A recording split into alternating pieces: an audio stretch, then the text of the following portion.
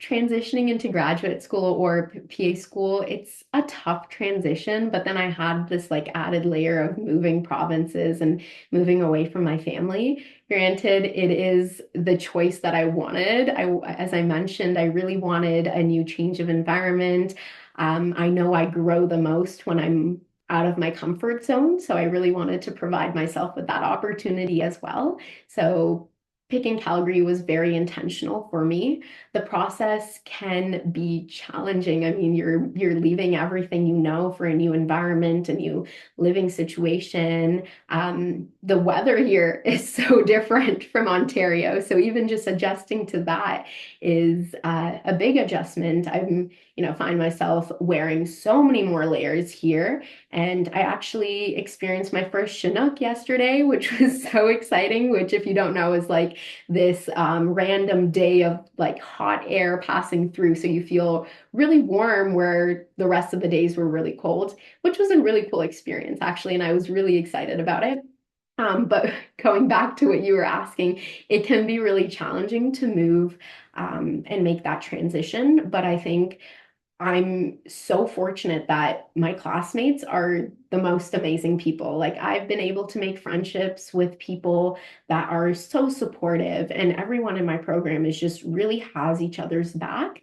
And, everyone's going through some kind of transition of their own. And recognizing that you can kind of leverage that shared experience to support one another and it helps you develop those bonds even more, I think.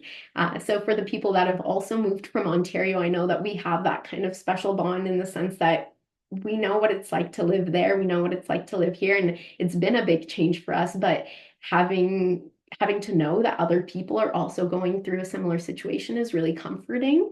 So spending time with my classmates has been the most beneficial thing for me. And then also keeping connected with the people that you love the most throughout that transition as well. Like, I talk to my parents every day. I have friends that I call weekly to make sure that we're still keeping up with our relationship as well, right? So as I mentioned, I'm really into knitting, and I used to be in a knit club in Milton. So I miss my knitting ladies so much there. But sometimes I hop on Zoom and I'll knit with them over here. So it's really about maintaining those connections that helps you during that transition.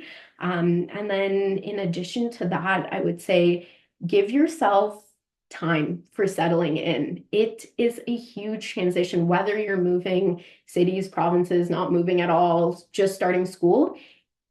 There's going to be a period where, especially at the beginning, for the first 1.5 months, I wasn't able to do the hobbies that I was doing regularly because I was so overwhelmed with this new environment and my curriculum as well, right? It's a very fast moving curriculum. The PA school is only 1 year of actual like learning in class, and then the second year is transitioning into placement. So give yourself some time to adjust to that environment. It's okay if you aren't able to go to the gym as regularly, you're not able to do your hobbies as regularly as you did. You're picking on a huge new challenge. It's going to take time to adjust.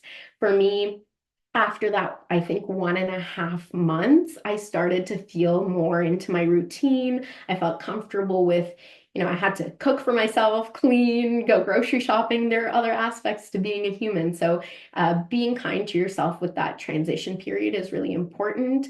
Things will start to fall back into place. I've started to start my hobbies again. I've re-entered the gym scene, which is great for me and my mental and physical health. And it was awesome because I was able to have like my friend within class to go to gym with as well. So making sure that you give yourself that time, aren't too hard on yourself when you're not able to adjust back to your normal routine right away, because this is a huge change. And then in addition to that, as I mentioned, like having your friends within class, so being really intentional with that, I think is so important because in the PA program, you're really only together for that first year. So I'm really trying to take in every opportunity that I have to go out with my classmates, whether that's after our Friday quizzes, which we have quizzes every Friday. So if we're going out for lunch or dinner on that day or on the weekend, making sure that I'm able to either have some kind of social event that like really allows me to bond with them because you're not going to have that time for so much longer. So it's definitely a priority for me as well.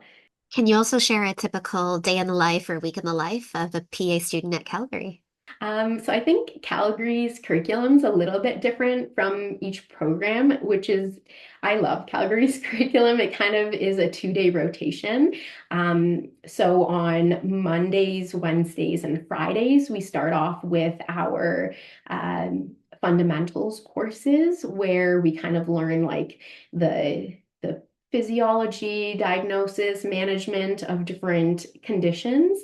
And then in the afternoon, we're going through our foundations, which are like either ethical principles within healthcare, social aspects of healthcare, like social determinants of health.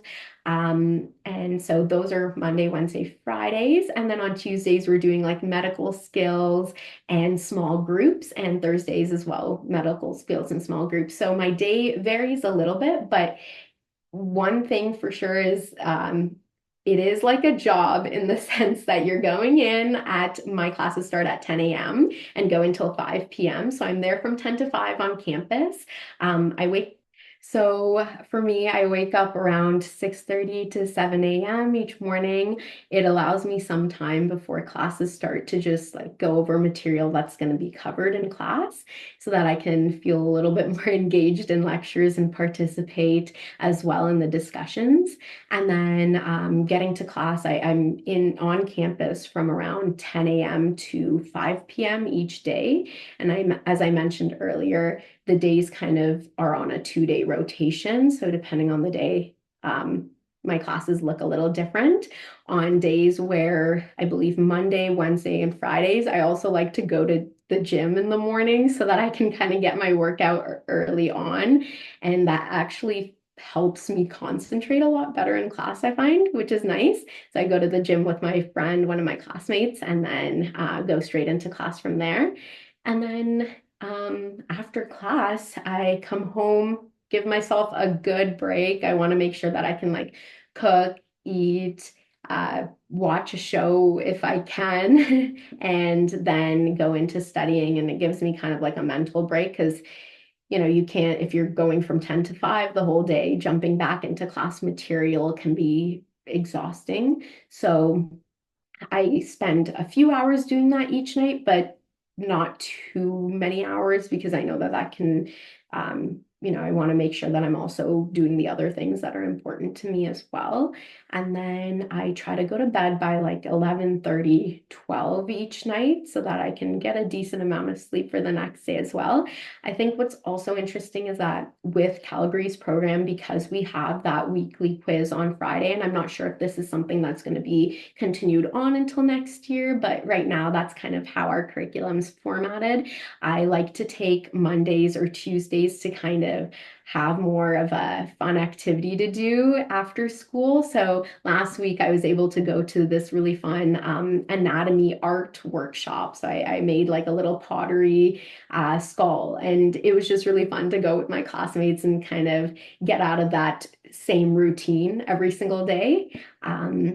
And then, yeah, so usually my day does go from 10 to 5 each day, and then I do independent study. But I also did want to talk a little bit about what it looks like to prep for the med skill sessions because I know those are very different. And when I was coming into the med skill sessions, I was really nervous about them. So for everyone to kind of understand medical skills is when we have like a simulated patient come in, and on Tuesdays we practice our OSCE checklist with them. So each week we have a different physical exam we're doing, and so if it's abdominal week, on Tuesday you would be doing the abdominal examination on the simulated patient. So on Monday nights, I usually meet with a little study group so that we can go through the process of what that physical exam looks like so that we're prepared for Tuesday. And I find that being able to actually walk through the process of each step, comparing each other's notes on what red flags look like and what to watch out for is really important so that when we come into session on Tuesday in our small groups with our simulated patient, we actually are going in with a good understanding of what we're looking for and how the physical process looks like of going through that examination as well, so that you're well prepared, you can get the most out of that learning session.